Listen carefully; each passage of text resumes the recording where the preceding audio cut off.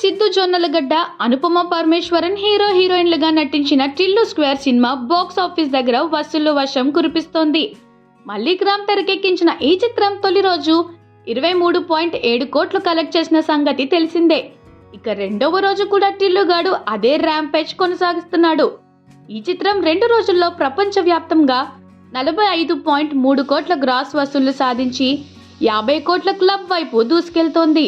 2 రోజులు కూడా టిల్లు స్క్వేర్ 20 కోట్లకు పైగా వసూళ్లు సాధించడం విశేషం. ఇక ఈ ఆదివారం కూడా కలెక్షన్స్ భారీగానే ఉండే అవకాశం ఉంది. తొలి రోజు సినిమా బడ్జెట్ లో 50% రికవరీ చేసిన టిల్లుగాడు రెండో రోజుతో మొత్తం చేసినట్లు తెలుస్తోంది. దాదాపు సినిమా బడ్జెట్ మొత్తం 2 రోజుల్లోనే రికవరీ చేశారన్నమాట. అయితే ఈ సినిమా ఖచ్చితంగా 100 కోట్లు కలెక్ట్ చేస్తుందని నిర్మాత నాగవంశీ చాలా ధీమాగా ముందే చెప్పారు. ఇప్పుడు టిల్లుగాడి వేగం చూస్తుంటే త్వరలోనే 100 కోట్లు కొట్టేసేలా కనిపిస్తోంది. ఇక ఈ చిత్రంలో నేహా శెట్టి కూడా కనిపించి సర్ప్రైజ్ ఇచ్చింది.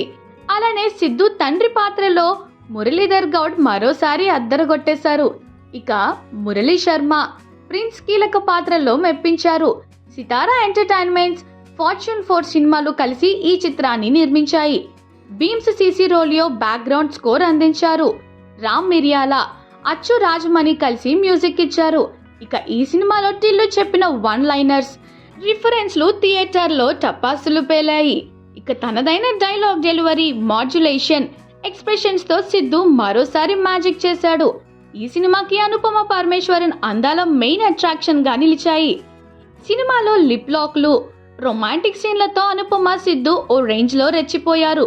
టిల్లు స్క్వేర్ ఇచ్చిన బూస్ట్ తో పార్ట్ 3ని కూడా మూవీ టీం అనౌన్స్ చేసేసింది. టిల్లు క్యూబ్ అనే టైటిల్ దీనికి పెట్టాలని మూవీ టీం ఆలోచిస్తోంది. త్వరలోనే ఈ సినిమా పూర్తి డీటెయిల్స్ ను ప్రకటిస్తామని నిర్మాత నాగవంశీ చెప్పారు.